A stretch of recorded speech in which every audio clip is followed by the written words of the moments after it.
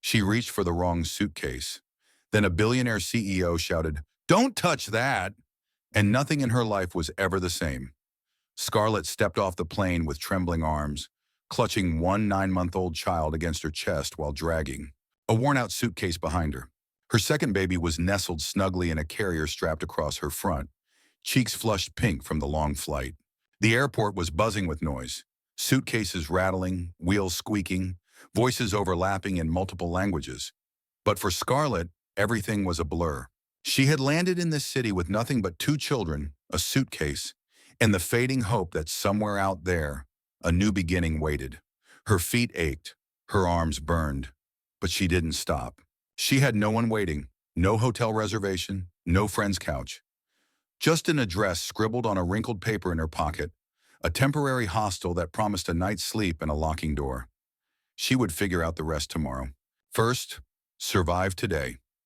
She made her way to the luggage carousel, weaving through people with far less baggage, literal and otherwise.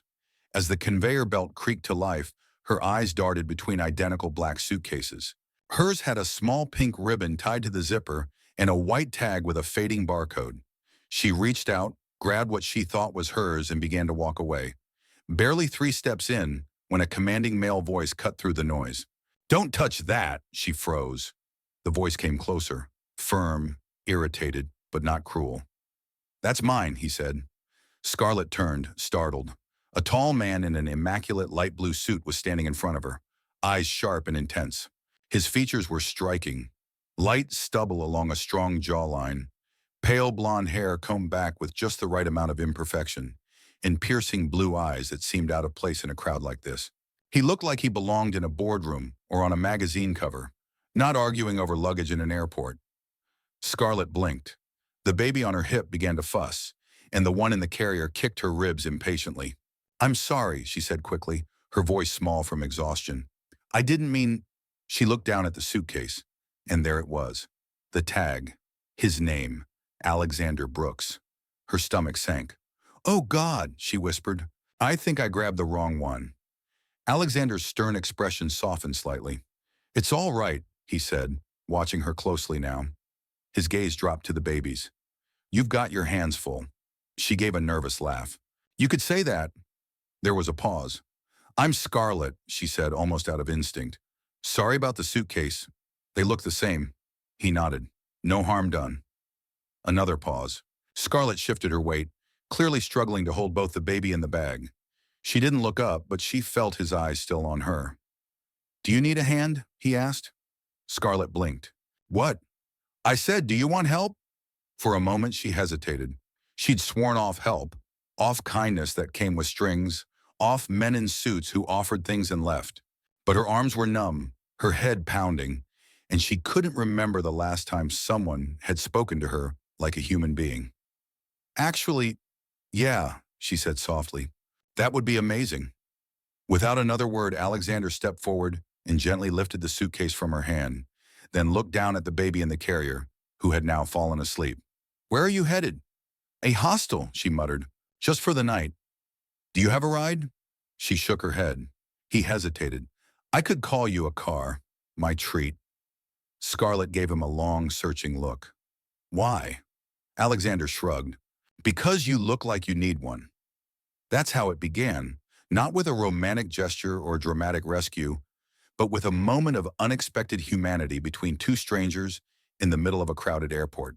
And as Scarlett followed him through the terminal, suitcase rolling quietly behind them, she didn't know that this man, who had stopped her with 3 words, "Don't touch that," would soon become the person who would never let her go. Scarlett sat quietly, in the back seat of the sleek, black town car, cradling one baby in her arms while the other dozed in the carrier against her chest. Her eyes stayed glued to the window, the unfamiliar city sliding past. Glass towers, blinking signs, people moving quickly with purpose. She felt like a ghost drifting between them, invisible yet heavy with exhaustion. The car smelled faintly of leather and some cologne that reminded her of hotel lobbies and polished shoes, of a life she didn't belong to. Alexander Brooks sat in the front seat, beside the driver, back straight, jaw tense. He had offered her the ride, arranged everything in less than a minute, and even insisted the driver install a baby seat. Now he said nothing. He stared ahead, though she occasionally saw him glance at her through the rearview mirror, his expression unreadable. Scarlett's mind spun in quiet panic. What had she just done? Trusted a stranger? Let her guard down? She had promised herself, after everything with Evan, that she would never again rely on anyone who could disappear. And yet here she was, in the back of a CEO's car, with no plan beyond tonight. She rocked the baby slowly, her fingers brushing over the soft curls at the back of his head. She whispered something only the child could hear and closed her eyes for a moment, pretending the world wasn't rushing past at 60 miles per hour. They arrived at a tall, modern building in the heart of downtown. The doorman opened the car door and greeted Alexander with a formal nod. Scarlett stepped out, eyes wide, suddenly feeling small among marble floors and glass panels. This wasn't a hostel. It was luxury. This isn't necessary, she said quickly. I can find a place. Something cheaper. Alexander looked at her, his gaze level. I said temporary. No strings. 1 night. 2 if you need. There's no contract, no trick. She opened her mouth to argue but stopped. She had barely made it through the flight, and her arms were still shaking. Maybe 1 night was okay. Just one. An assistant in a black suit met them in the lobby and led them to the elevator. Scarlett's babies stirred, one starting to fuss. She whispered calming words while Alexander stepped beside her. You sure about this? She asked under her breath, more to herself than to him. I'm not in the habit of offering help if I don't mean it, he said. They reached the 12th floor. The assistant opened the door to a fully furnished, minimalist apartment. Floor-to-ceiling windows, a stocked kitchen, soft lighting. It smelled like fresh linen and expensive soap. Scarlett stepped inside slowly, like she was trespassing in someone else's world. There's a crib in the bedroom, Alexander said quietly, setting her suitcase down. We had it delivered. And formula, diapers. Just in case, and Scarlett turned to him, stunned. Why are you doing this? You don't even know me. Alexander's shoulders lifted slightly. I don't know. Maybe because I see something in your eyes I've seen in my own. Or maybe I just don't want to leave you in the cold with 2 babies. She swallowed hard. There was no catch in his voice. No flirtation. Just sincerity. She nodded slowly. Thank you. He looked at her for a long moment. Get some rest.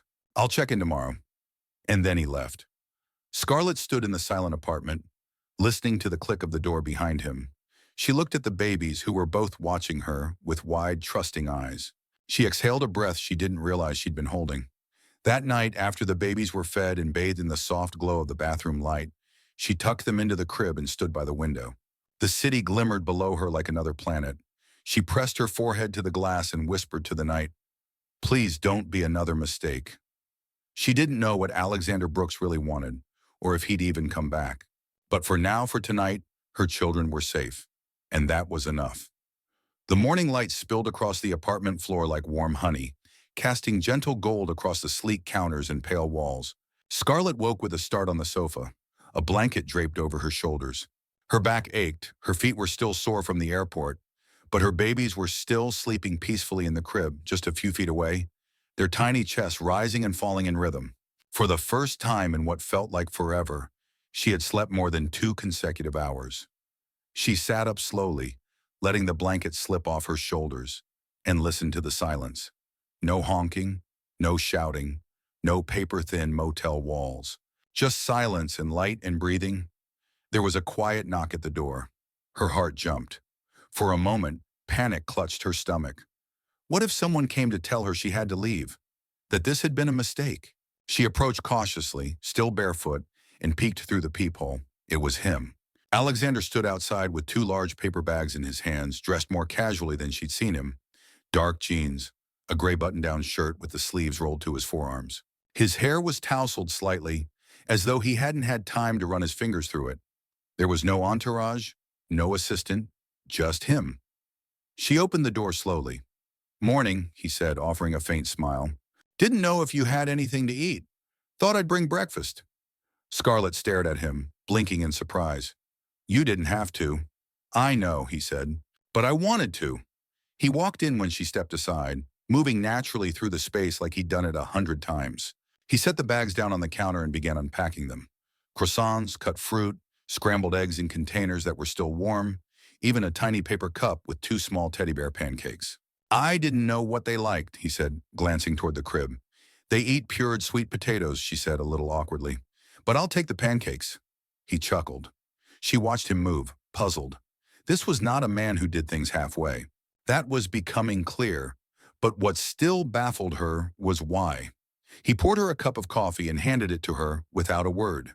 She took it with shaky hands and sat down at the small kitchen table, trying to make sense of it all. Most people wouldn't do any of this, she said quietly, not without wanting something in return. I'm not most people, he replied simply. But why me? She asked, unable to stop the question. You don't even know me. Alexander sat down across from her, his elbows resting on the table. No, I don't, he admitted, but maybe I see something familiar. The exhaustion, the way you hold everything together when you're clearly breaking inside. I've been there, Scarlett. She swallowed hard, not expecting that. He leaned back in his chair. You don't have to tell me anything, but I'd like to help if you'll let me. The words came out before she could stop them.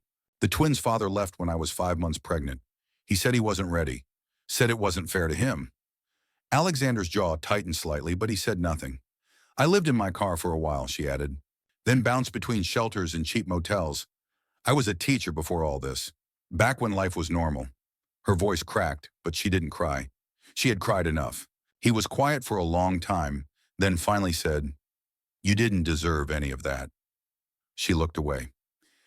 I can offer more than just a place to sleep, he continued. I run a foundation that helps women get back on their feet. I could help you find work, real work, and childcare, a permanent place. Her head snapped up. Why would you do all that for me? He looked at her, eyes steady. Because you didn't ask me for anything. That struck something deep inside her, and for a moment she couldn't speak. From the crib, one of the twins started to fuss. Scarlett stood instinctively, but Alexander beat her to it. He crossed the room, bent down, and gently scooped up the baby like he'd done it 100 times before. The baby blinked up at him, confused for only a moment before relaxing into his arms. He likes you, she said, half laughing through the lump in her throat.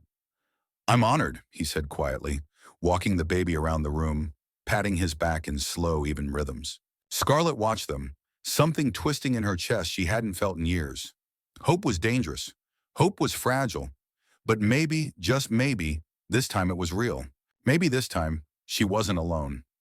Over the next few weeks, Scarlett's life began to shift. Subtly at first, like a breeze stirring the pages of a book left open, then more clearly, like the turning of a new chapter. Each morning, she woke to sunlight flooding the guest apartment, her babies cooing or babbling softly beside her. Gone were the thin motel blankets, the broken heaters, and the gnawing ache of fear that lived under her skin. In their place came warmth, structure, and the kind of quiet most people take for granted. Alexander visited regularly. At first, it was every other day, dropping off baby supplies, fresh food, or just checking in. Then it became daily. He never announced himself with fanfare, never overstepped. He simply appeared like clockwork, carrying something in his arms. Sometimes toys, sometimes coffee, sometimes nothing but time. He never asked for anything in return. And slowly, Scarlett stopped flinching at kindness. They fell into a rhythm. He helped with the twins, feeding one while she rocked the other. She discovered he was oddly good at lullabies. Soft, off-key, but soothing, and that he could build a baby swing in under 20 minutes without instructions.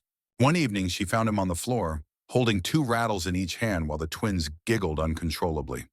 His suit jacket was draped over a dining chair, his sleeves rolled up, and his hair slightly disheveled. It was the most relaxed she'd ever seen him. Scarlett made dinner that night, pasta with whatever was left in the fridge, and they ate together at the kitchen island. It wasn't glamorous, but it felt normal, comfortable. As the twins slept in the other room, Scarlett poured them both a cup of tea and sat across from him. The silence wasn't awkward. It had started to feel like home. I used to think normal was boring, she said suddenly, but now I think I'd trade anything just for a few years of it. Alexander smiled faintly, his fingers wrapped around the warm mug. Normal is underrated. You ever have it? She asked, tilting her head. He hesitated. Not really. My father was demanding, controlling. My mother died when I was in college. I built my company from nothing right after that. I never had time for normal, just survival, then success. And somewhere in between, I lost sight of everything else. She looked at him, really looked. Beneath the suit, beneath the flawless public image, there was a man who had carried his own weight silently for years. And for some reason, he had chosen to carry a little bit of hers now. "You're not what I expected," she admitted softly. "Neither are you." There was a long pause. She could feel the air between them shift. Not romance, not yet, but something softer, something honest. A few days later, he offered to take her and the twins on a weekend trip to his lake house outside the city. She hesitated. Leaving the safety of the apartment, even briefly, felt like a leap she wasn't sure she was ready for. But when she saw the twins reach for Alexander, heard them giggle at the sight of his face, she said yes. The drive was long but peaceful. The babies slept most of the way, and Alexander let Scarlett choose the music. They laughed when she sang off-key to old pop songs, and he told her about a time he fell off a yacht at a corporate party and was caught on camera trying to climb back up with dignity. The lake house was stunning. Wooden beams, warm lighting, tall windows overlooking still water.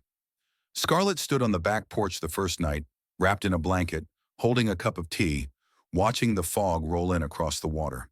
Behind her, she heard the soft thuds of Alexander playing on the floor with the twins, his voice animated and playful. She hadn't felt this safe in years. Later that night, after the babies were tucked in and the fire crackled softly, Scarlett sat beside Alexander on the couch. Neither of them speaking at first.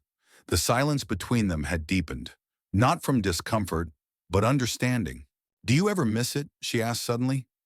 "Being alone?" He turned to her, the firelight flickering in his eyes. "No. I think I spent so long convincing myself I preferred it that I forgot what connection felt like. Until now." She looked down, swallowing a sudden lump in her throat. "I keep waiting for the catch, for you to change, or leave." "I'm not going anywhere, Scarlett." She wanted to believe him. And in that moment, as the fire crackled and the twins slept nearby, she almost did. By the time they returned to the city from the lake house, something had undeniably changed between them.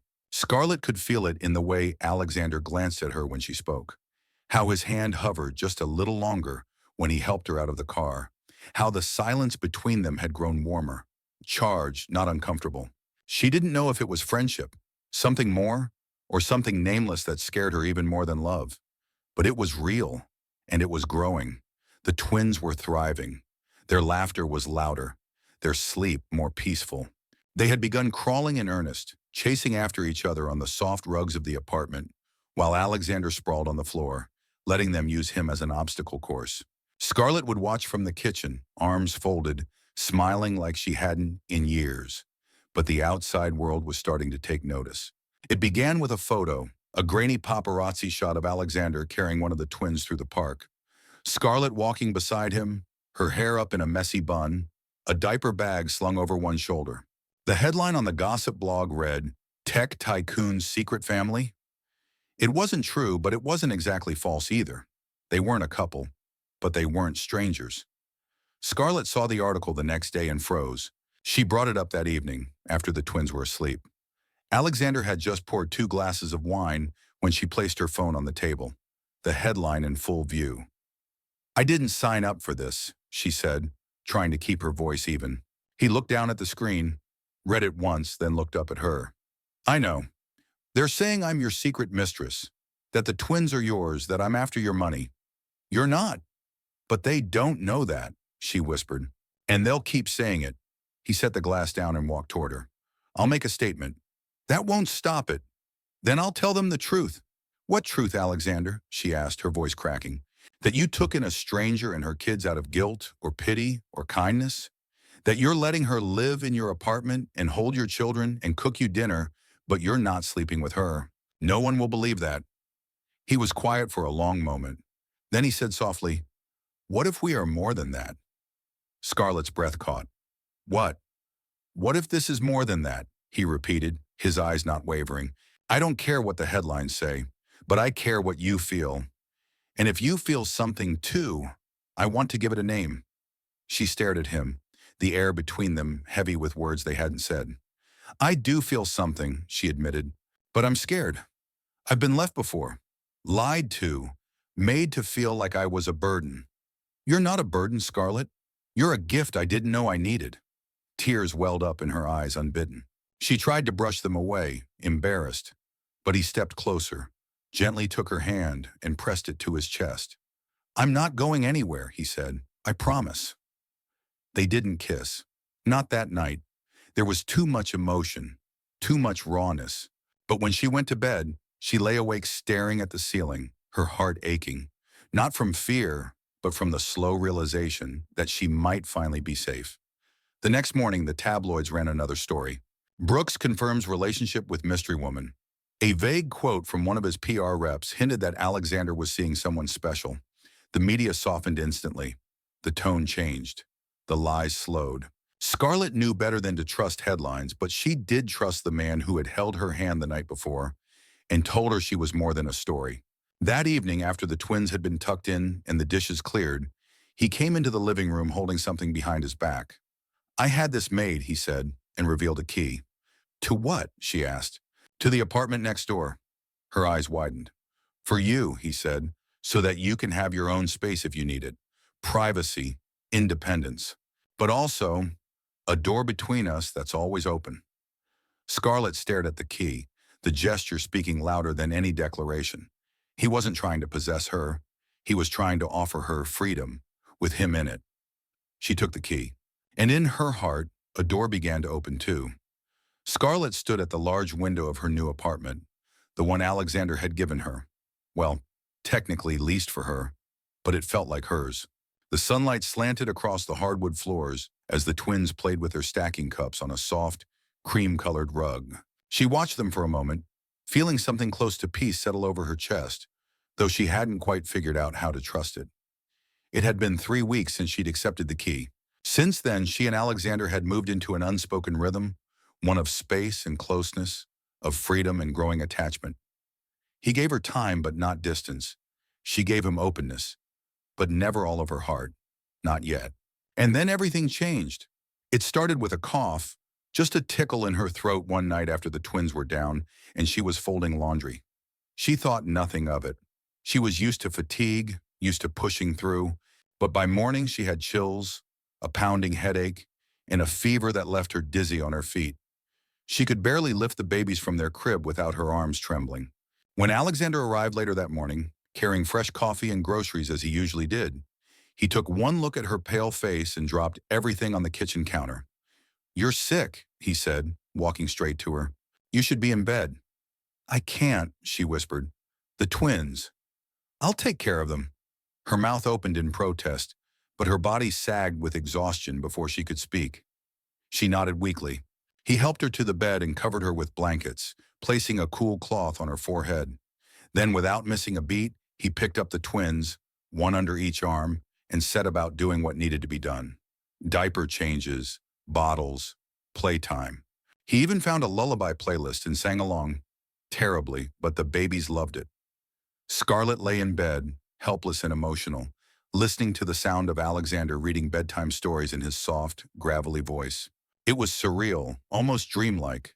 The man who ran a billion-dollar company now kneeling on the floor beside a crib, humming quietly, rocking her children to sleep. The next day, her fever climbed dangerously high. Alexander called a doctor to the apartment. She was diagnosed with pneumonia and ordered to rest for at least a week. He didn't leave her side. He worked remotely from the apartment, taking calls on mute while warming bottles and wiping spit up off his button-down shirts. His assistant brought files to the lobby. He reviewed investment proposals with a baby asleep on his chest. He even handled a virtual board meeting while spoon-feeding applesauce to the more demanding twin. Scarlett cried quietly when no one was looking, not because she was in pain, but because no one had ever shown up for her like this. Not her parents, not her ex, not a single person since the day she became a mother. But Alexander did. He never once looked overwhelmed, never once made her feel like she was an inconvenience. When she apologized more than once, he just squeezed her hand and said, "Stop saying sorry. You don't owe me anything. I'm here because I want to be." One night after her fever had broken and she was able to sit up without dizziness, she watched him carry both twins into the nursery, one on each arm, both of them asleep, their tiny fists clinging to his shirt. He returned to her a few minutes later, quietly closing the bedroom door behind him. "You look better," he said, kneeling beside the bed. "I feel better," she whispered. "Thanks to you." He brushed a strand of damp hair from her face. "You scared me." She smiled faintly. "I scare myself sometimes. You don't have to do this alone anymore." Tears welled up again, and this time she didn't stop them. She let them fall silently one by one as he reached up and gently took her hand in his. "You don't have to earn love by suffering," he added. "You're allowed to be cared for." Those words, simple, kind, devastating, broke something open in her. She leaned forward, her forehead resting against his, her hands trembling between them. "I don't know how to trust this," she admitted, "but I want to." "Then we'll figure it out," he whispered. Together, they stayed like that, eyes closed, just breathing the same air. There was no kiss, no dramatic declaration, just presence, steady and unshaken. That night, Scarlett slept more deeply than she had in months. And when she woke in the early hours, she saw him asleep in the chair beside her bed, his head tilted back, one of the babies curled against his chest. She didn't need more promises. That moment was enough. By early spring, the city began to thaw. The cold edge and the wind softened, and pink buds peeked out from trees that had been bare since Scarlett first arrived. With the change in weather came changes in Scarlett's world too. Changes she hadn't expected, but couldn't deny any longer. The twins were growing fast. Crawling had turned into waddling, and their once small giggles now filled every room with chaotic joy. Scarlett had resumed part-time work, teaching online classes for children through a community outreach program that Alexander's foundation helped fund. It wasn't glamorous, but it was hers. Her schedule was flexible. The twins had part-time care from a sweet older woman named Irene, and slowly, day by day, Scarlett started to remember the version of herself she had lost somewhere between heartbreak and survival. She laughed more. She wore real clothes again. She brushed her hair. She made coffee without fear of how she'd pay for the next bag. And through it all, Alexander remained constant. He still visited daily, sometimes for breakfast, sometimes for dinner, sometimes just to hold one of the babies while she graded assignments. His presence had become so natural that the nights he wasn't there felt off, too quiet. One evening, after a long day of work, errands, and 2 diaper blowouts, Scarlett sat on the couch, exhausted but content, with both twins asleep beside her. Alexander arrived late, still in his suit, and she greeted him with a tired smile. "You look like you've been through a war zone," he teased gently, pulling off his jacket and rolling up his sleeves. She laughed. "You have no idea." He came over and sat next to her, closer than usual, close enough that their knees touched. They didn't speak for a while, just sat in silence with the glow of the lamp and the soft breathing of the twins around them. And then Alexander said, "I've been offered a position in London." Scarlett froze. Her smile faltered. "It's a merger," he continued, "a huge opportunity. They want me to be part of the integration. It could take a year, maybe 2. She kept her gaze forward. "Are you taking it?" "I don't know," he said honestly. "Not yet." She turned to him. "Would you go if I wasn't here?" His eyes met hers, and the silence between them was suddenly heavy. "I would have already left," he said quietly. "But now, everything's different." Scarlett looked down at her hands. "You shouldn't give up your future for me." "I'm not giving anything up," he said. "I'm choosing what matters." The words hit her like a wave. She stood abruptly, walking toward the window, needing space to breathe. "This isn't fair," she said. "You have a career, a whole world beyond this apartment. I have kids. I'm a package deal, a complicated one." "I know exactly what you are," he replied, following her, "and I've never wanted anything more." She turned slowly. "What are you saying?" "I'm saying I want to build something with you," he said. "A life, a future, with the twins, with you." Tears filled her eyes unbidden. "Alexander, I know you're scared," he said gently, "but you don't have to run from this. Not from me." He reached out and took her hands. "Come with me. If I take the offer, come with me to London, or stay here, and I'll stay too. Either way, I want to be where you are." She didn't answer immediately. She couldn't. Her heart was too full, too afraid, too overwhelmed. But later that night, after he left and the apartment had gone still, she sat beside her babies and whispered, "What if this is what we've been waiting for all along?" Outside, the city lights blinked like distant stars, and somewhere in the quiet, her heart whispered back, "Say yes." The decision didn't come overnight. Scarlett spent the next week walking the city streets with the twins in their stroller, thinking through every possibility, every risk, every what if that had ever lived in her anxious heart. The offer to move across the world was as terrifying as it was beautiful. She had built something here: safety, community, a routine that finally felt stable. But she also knew deep down that the home she had found wasn't defined by the city or even the apartment. It was defined by Alexander. One afternoon, as rain tapped gently on the windows, Scarlett stood in her apartment's small kitchen preparing bottles. The twins were unusually quiet, napping after a chaotic morning, and she had a few rare minutes alone. She looked around at the space, the walls now filled with framed photos of the babies, the tiny shelf Alexander had installed for her cookbooks, the little height chart where she'd started tracking the twins' growth. All the signs of a life, hastily but meaningfully built. And yet her heart kept whispering the same thing: this is just the beginning. When Alexander arrived that evening, dressed in a dark sweater and jeans, holding a small bouquet of wildflowers, she didn't make him wait. "I want to go," she said before he could even take off his coat. "To London. With you." He froze for a second, blinking in surprise. Then a slow smile broke across his face, the kind she'd only seen a handful of times. One filled with awe, not confidence. The kind that came from genuine joy, not habit. "Are you sure?" he asked. "I'm terrified," she admitted, "but I trust you, and I think it's time to start choosing hope instead of fear." He stepped closer and wrapped his arms around her tightly. She melted into him, feeling something she had never truly felt before: certain. The weeks that followed were a whirlwind of planning. Alexander's team arranged everything: the visas, housing, even a bilingual nanny who had experience with twins. But Scarlett insisted on packing every box herself, labeling each item with care. She wanted to say goodbye to this chapter the right way. On their final day in the city, she took the twins for one last walk through the park where Alexander had first carried them on his shoulders.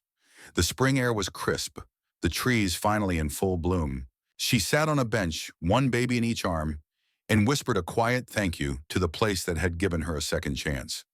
The flight was long but uneventful. The twins slept most of the way, and Alexander never let go of her hand. Their new home in London was a townhouse in a quiet, tree-lined neighborhood just outside the city center.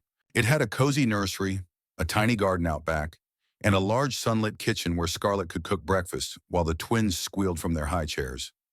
Alexander balanced his work at the merger office with long, quiet evenings at home. He insisted on being there for bedtime every night, no matter how late his meetings ran. Sometimes he came home in a suit and tie, only to be tackled by two shrieking toddlers in pajamas. And he loved it. Scarlett found work at a community arts center, teaching literacy classes to immigrant families. It was small, underfunded, and chaotic, but it mattered, and that was enough. One rainy Sunday afternoon, they all sat together in the living room. The twins were on the floor, covered in finger paint and laughter. Scarlett lounged on the couch with a blanket over her knees, and Alexander sat beside her, arm around her shoulder, watching their chaos with the same soft smile. Out of nowhere, one of the twins waddled over to Alexander, climbed onto his lap, and, through a mouthful of apple slices, murmured, "Daddy." Scarlett's heart stopped. It was the first time. Unprompted, natural, unrehearsed. She turned to look at him, and what she saw wasn't a man overwhelmed or unprepared. It was a man who had been waiting for that word with his whole heart. Alexander blinked rapidly, pressing his forehead to the child's. "Yeah," he whispered. "I'm your dad." Tears filled Scarlett's eyes. She reached out and took his hand. In that quiet, paint-stained room, surrounded by everything they'd built from nothing, she finally understood something. They hadn't escaped the past. They hadn't rewritten their stories. But they had chosen each other, over and over again. And in that choice, they had found something better than perfection. They had found family, and it was just beginning.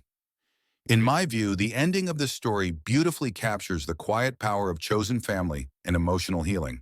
Scarlett's journey, from a terrified young mother with nothing but her children and a worn-out suitcase, to a woman who rediscovers trust, love, and purpose, is a testament to resilience. Alexander, once a solitary figure of wealth and success, finds not just a family, but a reason to slow down and belong to something real. The story doesn't rely on fairy tale cliches or sudden miracles. Instead, it grows through honest choices, emotional vulnerability, and the slow building of trust brick by brick. That's what makes the ending satisfying. It doesn't feel like an escape from reality, but a hopeful version of it. They didn't just fall in love, they earned it. And through that, they created something even stronger, a safe, imperfect, beautiful home.